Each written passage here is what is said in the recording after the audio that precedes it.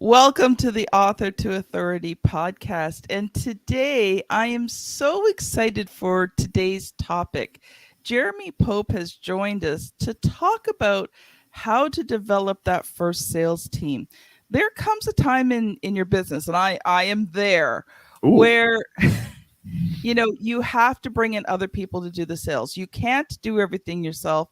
And if you want to scale growth, you have to start developing a sales team. So that is something I've been thinking about. So I'm quite interested for today's conversation. Now, I love Jeremy's bio. It says, "Do you want to be your clumsy, awkward self while closing deals that feel great for you and your prospects?" Ooh, I like that. Did you know that most people don't need more sales teaching? They need coaching on what they're already doing. And Jeremy's on a mission to free bootstrapped service founders from toxic sales practices that can feel like being stuck in quicksand. Plus, every sale that you do with Jeremy provides fresh, sustainable, locally sourced water wells to survival mode communities across the world, empowering families to stay together and thrive together. Welcome to the show, Jeremy. thank you so much for having me. I'm excited to be here. So, Jeremy, let's start off with letting the audience get to know you. So, talk a little bit about your story. How did you become the sales call overhaul person? Yeah, mostly because I'm a very silly guy and I like clowning around. So I'm launching a podcast about fixing broken sales calls on air. And people send in their sales calls. We transcribe them, redact them, anonymize them, and then I reenact them with silly voices so you can hear who's who in that call. Yeah, it's I love it. I've got a lot of work to do, but it's really fun so far. So basically, I pick out the four biggest trouble spots in that sales call, and then I reenact it and I fix it. Just show everybody exactly what to do to fix this kind of problem with a zero pressure approach. But sales needs a little more silliness, and it's not I'm not huge on that. That's not a big part of what I teach, but boy, if we can just take the pressure off of ourselves and off of our prospects and be natural with it, sales doesn't have to be perfect. It doesn't have to be amazing. We have a duty to excellence and to growth and development, but we don't have to be amazing. It's just the start of a relationship. And how many times, oh, I'm so far off topic. I will answer your question, I promise. But how many times do you hear a couple who's been married for 30 years say, when you ask them how they met? I love to ask couples how they met. But she'll go something like, well, I wasn't attracted to him at first, but over time, or but these three things happened, or etc. Like, you hear that story a lot. And they have to ease their way into it. They've got building to do to build that relationship. And so we put so much pressure on ourselves for sales or for dating even. I mean, any kind of new relationship situation, we put a lot of pressure on ourselves, and that puts pressure on the other person too. And it's just, high pressure is not a healthy start to a relationship. And so to answer your question, I got started selling door to door, wearing a tie and a coat, selling door to door to lawyers, selling real estate paralegal services to lawyers in the hot South Georgia sun. And that was where I started learning about pressure and when you can take the pressure off. Because by the time I was a couple years in to selling, even in house calls like insurance, health insurance, I was totally out of the coat and tie mentality down to polo shirt. Let's make this natural. I'm getting back in the car in 45 minutes and it's going to be 120 degrees inside that car already. So just making the process fit your conditions, making your call structure fit your funnel, making your Mhm. funnel fit your market and your audience. Those are all things that cannot be ignored. And I've been doing sales of some type or another since 2000 because of that door-to-door selling to lawyers. But I've sold a lot of stuff, from clinical hypnosis. I was a clinical hypnotist for 10 years. Aside from a salesperson and a marketer, I probably identify with that coaching mindset more than anything else. And I've sold health and life insurance. I've sold homes. I've sold mortgages. I tried to sell cars for 2 weeks, but they sold the dealership and laid half of us off. And I did not regret it at all. I hated trying to sell cars. I was I was very average at that. And I got into the online sales and the what people call high ticket closing, things Mhm. like that, even though it's usually not that high ticket. Um, when I was the client success director, the first client success director at a company called Traffic and Funnels, and uh, I Yep. learned a lot there. That was a very fast-paced environment, and I learned a lot. I'm grateful to them overall for that experience. But it was time for me to go do my own thing pretty quickly there. Mhm. But just understanding how the webinar funnels work and how to fix inbound ads funnels and things like that was a crash course in a new kind of marketing for me, and so that was a lot of Mhm. fun. But I've built 200 or 300 funnels at this point. Mhm. While I don't like building funnels, it has been absolutely wonderful for being able to troubleshoot a sales process and just Yeah. understand how it all works from start to finish. Mhm. So that's kind of my journey. And now I build sales teams for agencies, course creators, experts like coaches and consultants, and then SaaS founders. So I call them ACEs, ACES, and that's my crew right there, my crowd. And Oh, I used to say agencies, authors, course creator, but usually the course creators are authors and vice versa, or the and experts are authors entrepreneurs and vice and versa. Yeah, entrepreneurs, right? And those folks, I've realized that if they don't have a back end sales process Mhm. uh, that's dialed in, then they can't use the book effectively. And Yeah. a lot of the experts that I talk to, I, t- I look at them and I go, "You've got charisma, so you could do keynotes. You could be on the podcast circuit promoting a book if you had something to promote, and you've got a lot to say. Like you are obviously an expert with your own voice in this. Why don't you have a book yet?" And so people with a book, it's so much easier to build funnels around that kind of thing. Oh yeah. So yeah, I see the nonfiction book experts and what I do as inseparable. Mhm. So yeah, it's fun. Oh, I agree. Like, for me, I've wanted to go that route for a long time. But, Mm, when you're running the business, I'm about 7 years in, I've developed systems, I've brought in staff, like I've laid a really yep. strong foundation. So, Those processors are so important. You have to yeah. have the systems. And even in sales, like I'm the one who Mhm. do all the sales, but I have Yeah. a sales system. Yeah. Now, I don't have an online sales system. I, work through a lot of referrals, a lot of Sure. networking, developing relationships, all of that. So, I've got that all down. I have a full sales system for selling, onboarding, I've got the staff to handle it. So all of those Mhm. things are in place. And I'm excited because I know what the next step is. And now it's like, hey, Yeah. let's look at that for 2023 and moving into that next stage. I have my own book. I have my book. I have my clients' books because that's the big thing as a Right. publisher. Even Right. when I didn't have my own book, I had all of my clients' books that I could refer back to. But Yeah. I have my own book now too.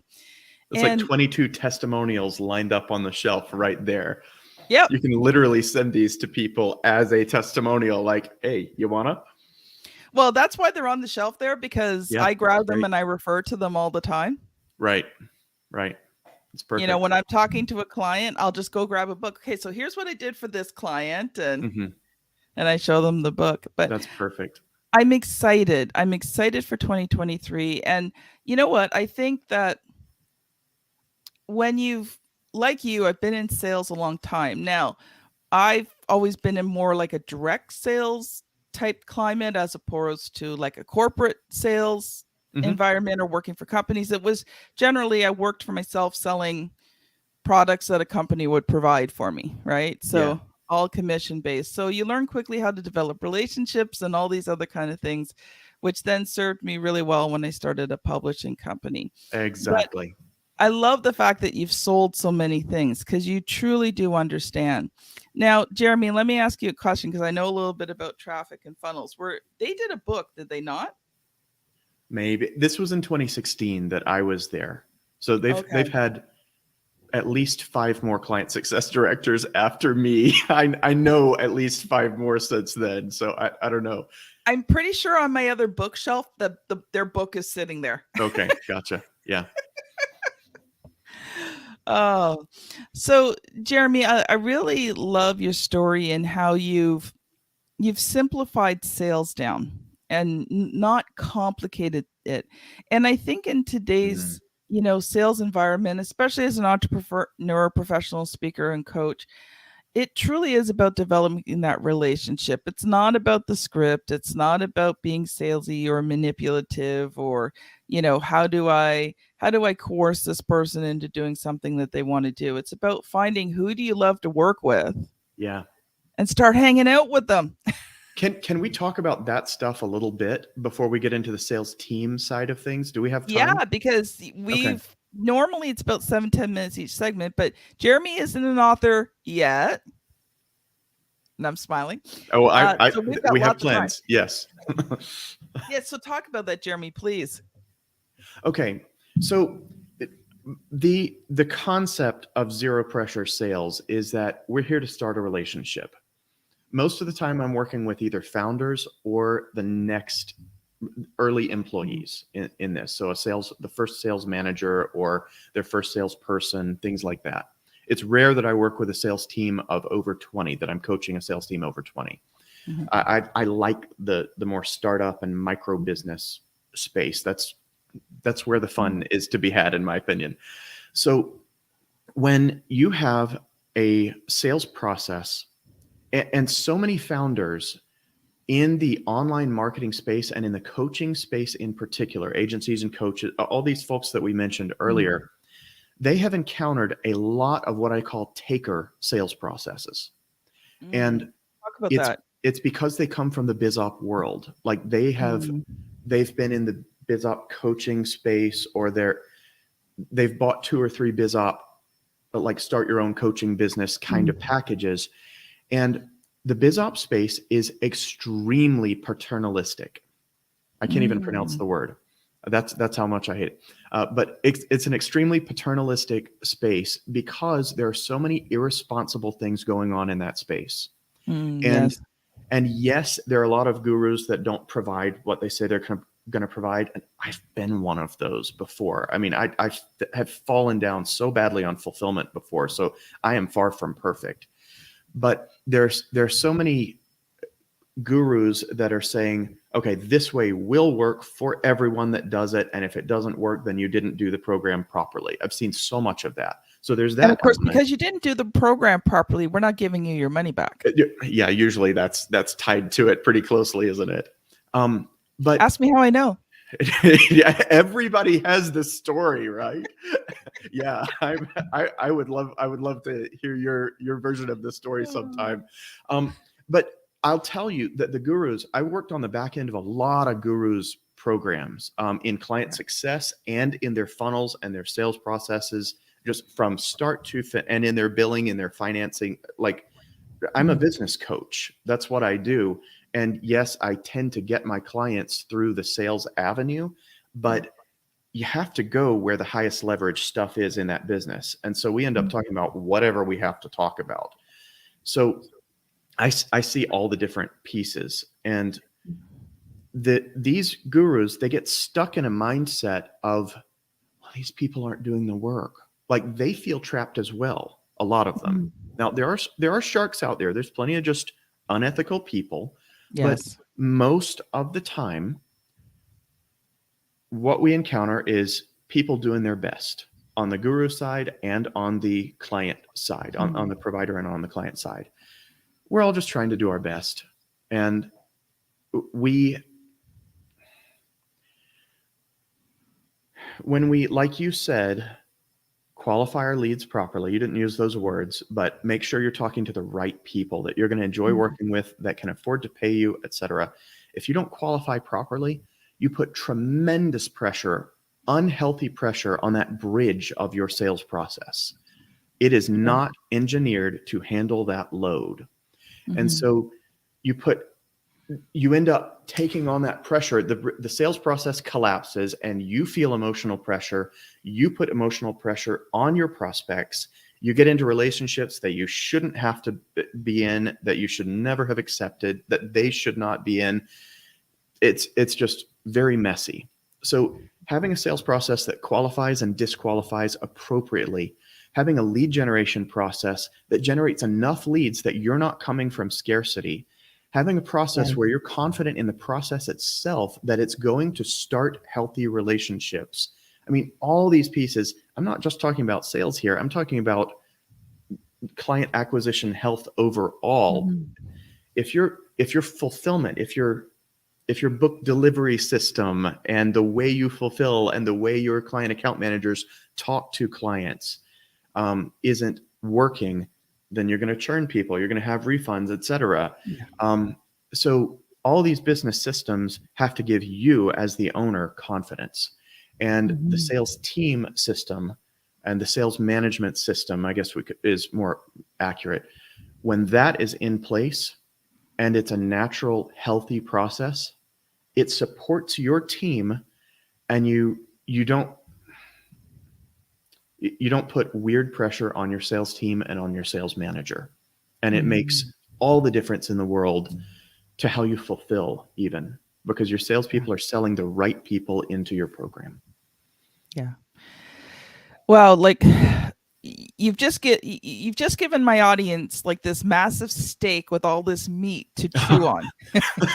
It's just the tiniest bit of overview, but I thank know, you, but thank you you. know what the I'm thing very is passionate about that this. that's the foundational piece. Hmm. That's the foundational piece. And I don't know about you, but sometimes that foundational piece is the hardest, is wrapping your mind Oh, around it, absolutely. understanding it, right? Um, I've worked with hundreds of people to help them in compilation books plus single books. Hmm. And, over the years, I've fired two clients Yep. because they weren't right. And it just got to the point where it was not worth the money that they were paying me. Yeah. Not at all, not even close. Everybody has to go through that journey. I Yeah. haven't met an And experienced and there entrepreneur that hasn't done that to themselves toward the beginning. Yeah. and there might be a third one. Yep. It happens. Oh, Some but people slip the through thing the is net. over the years I've really refined the process. And Hmm. obviously if I develop a sales team, we're going to have to work through some things, but Hmm. no one, like, I don't have a sales system where you can just go pay your money and we start your book. Right. You go through me, and I have to feel Yep. that you are the right person with the right message and all that. Uh, Yep. and if I don't, I have other people I refer them to. Right. There's certain categories of books I just will not do. I will never do. It's not in my wheelhouse. I'm not comfortable with it. I've made the decision. So when those people come to me, and sometimes I don't know who they are until I do the interview. Sometimes it's the first time meeting, right? Yep. But I have other people I can refer to them who would love to do their books and do an amazing job for them. So Yeah. I don't I don't just take anybody on You can't. because it just makes life stressful. Not with a service like this. You just can't. You No. have to vet carefully. Even if you do have a direct to order page Mhm. process up front, you still have to do the vetting internally and then be prepared to refund them immediately afterwards. But Mhm. if you can do it before the hassle of taking their money, then oh, that's even better. Well, the way I look at it is after a while, if you're putting through a higher percentage of refunds, you're paying more in your expenses to for payment processing. There's a chance Yep. that your payment processing will get cut off. So for Yep. me, I want to ensure that this person, I've done a few refunds, Hmm. but not enough over the years where any payment processing goes, oh, she's a high risk. Right. Right. Yeah. Once you get above about 1% Mm, refunds, then you have to start thinking about high risk. I've done so much with payment processors over the. If y'all are having trouble with payment processors, come talk to me. I'll hook you up with the right people. It's easier to get into the high risk category than most yeah. online coaches believe, especially if you're doing launches. Launches are viewed as very high risk Mm, because of the spikes in, like if yes. somebody's running a 5-day challenge as an author, then and they have a spike of income once per quarter, it's very easy to get dropped that way, even without any refunds at all. So, sorry, I love geeking out about how all the pieces fit together in these businesses. Sorry. You know what I've done, and one thing I haven't done a lot of these launches and challenges, but one thing I've done is when I know that, I'm going to have either a really high sales month or, a few high Hmm. sales week, I'll contact my merchant and just say, okay, here's what's going on. Yep. Right. And I Yep. forewarn them so Hmm. that, when it does happen, they're not going, oh, where's all this money coming from? Yep. Most people don't think about the banking relationship, but Mm, this is you have to build relationships in the right ways in the yeah. banking business banking arena, and merchant merchant providers are definitely in the banking category. Yeah. So we got about 10 minutes left, Jeremy. I want to switch a little bit. Like I have totally loved this conversation. But Likewise. I do want to actually get to today's topic. So you kind of laid a Let's. foundation there. So how do you start to even get your first salesperson? Because most of my audience probably don't even have their first salesperson yet, let alone anything else. Yeah. Well, you can always come to me. I do recruiting for sales teams for this kind of Mhm, business. This is my big thing is sales team recruiting and sales team coaching. mhm, So, and I do founder coaching as well. So don't get like nervous about it. But when there are a few things that we do in our sales team A day product. And a lot of it, I'm actually going to look at my deliverables here to remind myself, but a lot of it is making sure that you are ready for a sales team. When you're mhm, ready, it gives you so much juice for everything. And a lot of things flow naturally once you mhm, are ready for that. Kind of like you with your book process. mhm. You've got task management software that you and your team use to manage these projects. These are significant projects that you're putting Right. together there. And so you just have to have everything. You have to know what you're getting into basically. But finding the salesperson, most people ask, where do I find them? And that's the wrong question. Because that would be the question I would want to ask. Yeah. Yeah. It's a natural thing. And the answer to that is wherever you are comfortable and wherever you are active. It's like, what social network should I advertise on? And a lot of experts will tell you, don't try and be Gary Vee, don't try and be everywhere. Go after one, get it nailed, and then you can consider expanding. There are a lot of opinions on that, but it's kind of the same thing. So they say, do I go to Upwork? Do I go to Facebook? Where are you active and where do you know the system already? That's Mhm, that's the right answer for you most of the time. If you're hiring a recruiter like us, we're going to use our network, obviously, mhm, but it's the same process. We go where we're comfortable and where we found to be mhm. effective for us. I know And one. people within your network. Yeah, exactly. We already have a network, and why would you try and go outside your network and start from scratch when you have a bank of Mhm. people that you can call on? You've got reserves, you've got friends you can call on to help you with this stuff, Mhm. and who can get excited about your vision. That's Yeah. what the book is going to be about, by the way, is vision and how to connect with that and how to get your team connected with it daily and all that stuff, by the way. Because when you have let me give a resource, by the way. Cameron Herold's book, Vivid Vision. It's about making a 3-year plan. And Okay. his book, when you have that laid out in a form that a vendor can connect to, that a partner can connect to, a prospective hire, a prospective client, like anybody that a podcaster, anyone interviewing you can see your vision laid out for the next 3 years.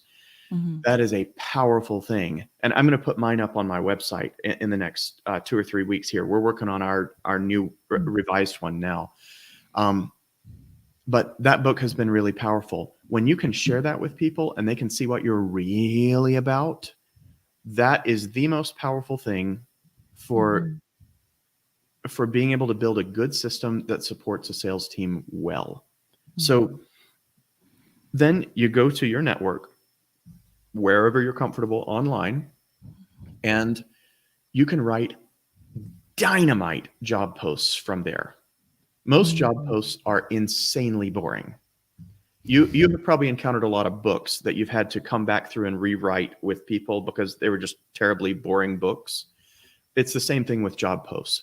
Here are the requirements of the job. Here is the amount of money that you can make, that kind of thing.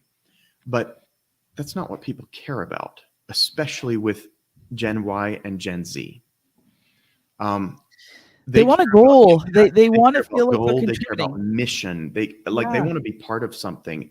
And the younger generations feel so tremendously disenfranchised. They feel like the American dream is beyond them in huge numbers. I mean, Mm-hmm. there are the standouts, but they feel like they will never own a home. I mean, they're living with their parents in unprecedented numbers. College has it used to be going to college would boost your income very reliably and dramatically. And now the cost of college eats up a significant portion of that boost just by itself. There are a lot of cultural factors at play with the new And half the time generation. you still can't get a job. Right, right. Yeah, it's no guarantee. Even with the employers desperate to find people. Chick-fil-A is hiring. I live in Asheville, North Carolina. Chick-fil-A locally is hiring at $19 an hour to try and get people to run the drive-through. 4 years ago, like, are you insane? $19 an hour? The market has changed dramatically, and Yeah. we're still seeing such huge disconnects in the hiring world, like what people feel they have access to on the employer and on the employee side. Mm-hmm. It's remarkable. I've never seen anything quite like this before. And so finding a way that you can get people on board with your mission and give them a sense of your sense of humor, that's a big deal Mm-hmm. too. If you have one, use it. Use the hell out of it, because there are a lot of people that don't understand, as owners, as employers, they don't understand I can be myself out there. I don't have to be professional with the job post. I don't If you try and be too professional with this, you're going to find people that are not a good fit. Yeah. It's the same thing with our sales processes that we teach, like be your clumsy, awkward self. Um, if you try and put on a front, it is going to guarantee that you have more clients coming in that should have disqualified, that should have Mm-hmm. self DQ'd because they realize it's not a fit. When you are yourself, then it's much more reliable on getting only the people that are a fit. So you do that. This hiring is a sales process, just the same Mm-hmm. as getting clients is, but it's more important because one employee, I mean, especially in the sales world, but one employee is more important than almost any one client that you can get, unless your Yeah. business model is a 12 clients ever kind of business model. Obviously, that changes things. But for a business that takes in 20 to 300 clients a year, one employee, they're going to touch half of those clients. They might touch all of those clients. That employee decision matters more than almost anything else you can possibly do. Yeah. So I agree. I guess that's a I kind of mindset went issue. through that this year because Yeah. not necessarily on the sales side, but when I Mhm. started RTI Publishing, I was just ghostwriting. I was ghostwriting to earn extra Yeah. money. I wasn't thinking of starting a publishing company, but within a year, I was just so swamped with business, it made sense. But, Yeah. You have you one have of the, to. yeah, I've one of seen the that. first I've seen that people, with 6 different ghostwriter friends. They yeah, had to move into the publishing thing just because they're like it's yeah, it's a lot. yeah. And, the first person I brought on was my best friend because she was this Mm, major English major and could yeah. edit like crazy. Right. I wasn't the strongest in editing, but she Mhm. was. But eventually she became the manager for my company. So she Yeah. managed all the book projects. Well, this year she had to leave. There was stuff going on. It didn't Mhm. affect our friendship at all. We're still best friends of Good. over Good. That's 35 tricky. Yeah. years, Well right? done. We understood each other. But Mhm. then I had to find somebody else. Yep. And it couldn't just be anybody. It had to be the right person Yeah. because this person was going to be dealing directly with every single client that Yep. came through the company. And, I was very blessed, very thankful that I was able to find somebody I knew. So I knew I Mm. could trust this person, Yeah. Good. because I was concerned about bringing in someone I didn't know. Because it really wasn't about the skills. If you have admin skills and organizational skills, I can teach you what you need to know. Yeah. But those people skills and being able to handle stressful situations, especially when we're down to the crunch on a book launch, and the client's thinking we're never going to get this thing out, this kid's Yep. never going to Yep. be born, right?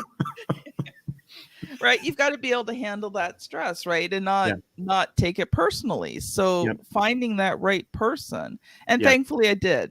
I found the Good. right Good. person, and she's an incredible blessing. My clients just love her. Mhm. But I so agree with you that when you're bringing on those salespeople, they have to be the right people. Yeah. There's a common saying in the hiring world: hire for attitude, train for skill, or the Mm, leadership world, the management world in general, I guess. And that is generally true. mhm, It is much easier to train skills than to train attitude. I am very much a nurture over nature guy mhm. in a lot of ways. Um, but it's not your job to train someone in a new worldview. That is Yeah, not the job of your business.